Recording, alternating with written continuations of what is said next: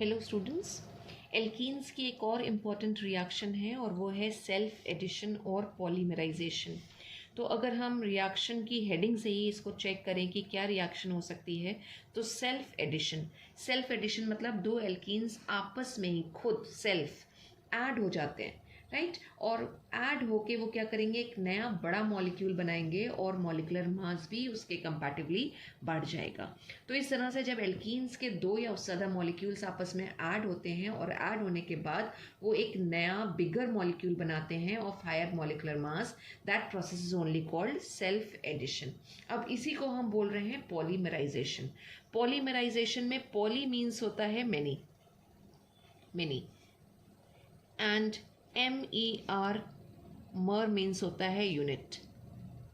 यानी जब बहुत सारी यूनिट्स या एल्कीन्स आपस में जुड़ती चली जाएंगी, राइट, तो जो प्रोसेस आएगा उस प्रोसेस को हम बोलेंगे पॉलीमराइजेशन। तो पॉलीमराइजेशन को हम बोल सकते हैं कि it is a process in which small molecules, और जिनको हम और क्या बोल सकते हैं, मोनोमर्स, ये कंबाइन करेंगे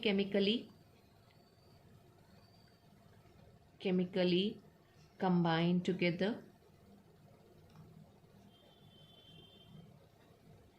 and forms molecule of higher molecular mass, and that molecule is called polymer. तो मोनोमर मीन्स सिंगल यूनिट, और ये सिंगल यूनिट जो है ये आपस में कंबाइन करती चलेंगी और क्या बनेगा, एक हायर मॉलिकुलर मास का हमारे पास मॉलिक्यूल आ जाएगा। ठीक है, a molecule of higher molecular mass, जिसको हम मैक्रो मॉलिक्यूल भी बोलते हैं और पॉलीमर भी बोलते हैं।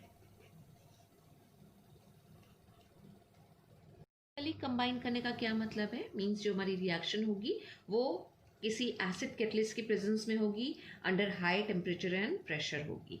तो एक अगर हम एग्जाम्पल ले लें ईथीन का, जो पॉलीथीन हम यूज़ करते हैं डेली लाइफ में, तो पॉलीईथीन यानी कि वो एक पॉलीमर है।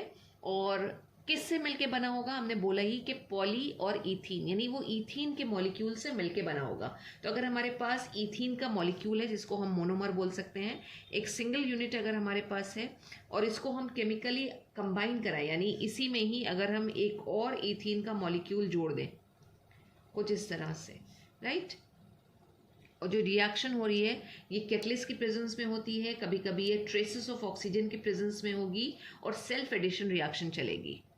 473 केल्विन हमने टेम्परेचर ले लिया और यहाँ पे हमने ऑक्सीजन के ट्रेसेस की बात करी है और सेल्फ एडिशन अब हमको दिखाना है। सेल्फ एडिशन मतलब ये दो एल्कीन के मॉलिक्यूल आपस में जुड़ जाएंगे।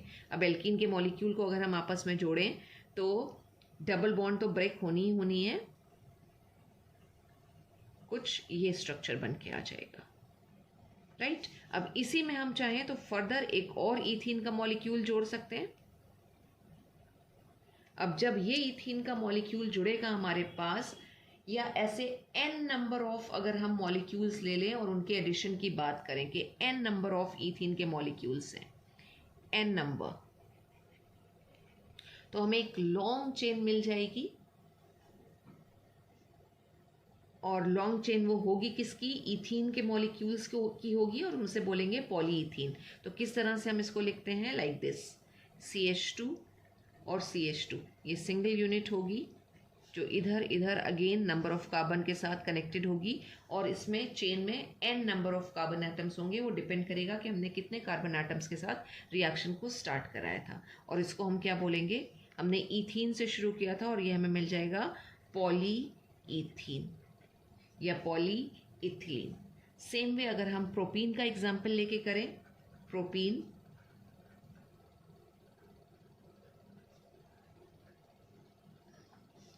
n नंबर हमने ले लिया है, n/2 हमने प्रोपीन ले लिया।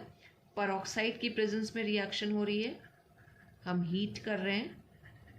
कैटलिस्ट भी हम ले सकते हैं, यहाँ पे जो कैटलिस्ट लगता है वो है ज़ीगर-नाटा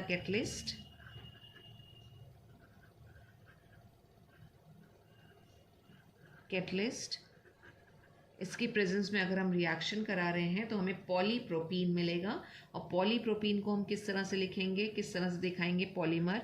बेसिकली डबल बॉन्ड के अक्रॉस एडिशन होता चलेगा, तो डबल बॉन्ड तो हट जाएगी ये, और CH3, ये CH2 इधर भी जुड़ेगा, ये चेन आएगी पूरी, एंड दिस।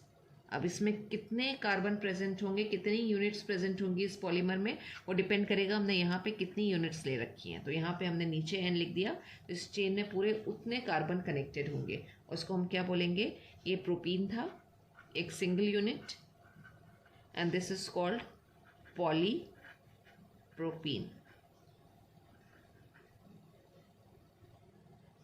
ज़ीगानाटा कैटलिस्ट टाइटेनियम का टेट्राक्लोराइड है और एल्युमिनियम का एल्काइल डेरिवेटिव रहता है, जो बेसिकली पॉलीमर के फॉर्मेशन में ही यूज़ किया जाता है, पॉलीमराइजेशन के प्रोसेस में यूज़ होता है। पॉलीमर्स अपने आप में बहुत ही यूज़फुल कंपाउंड हैं।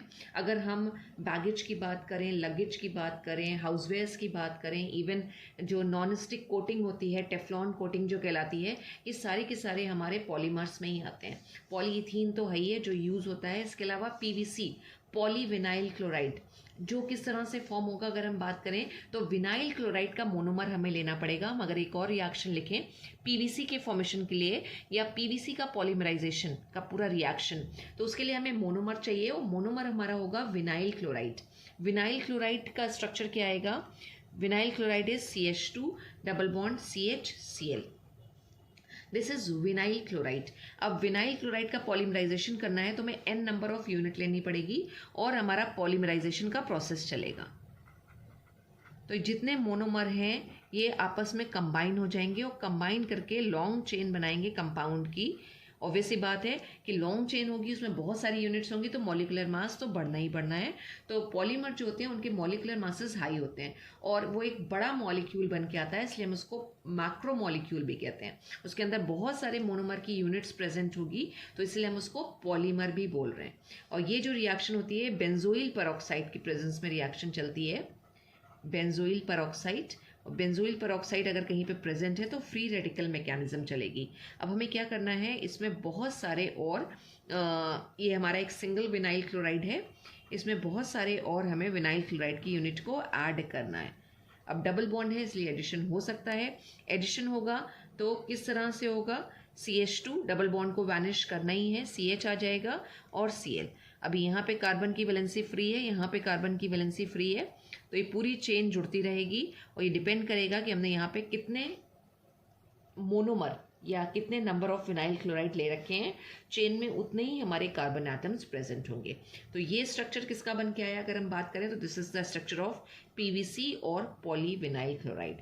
तो एल्कीन्स जो हैं वो जो रिएक्शन देती हैं, एक और बहुत अच्छी रिएक्शन और जो बहुत अपने आप में पूरी इंडस्ट्री जिस पे बेस्ड है वो है polymerisation reaction. Thank you so much students.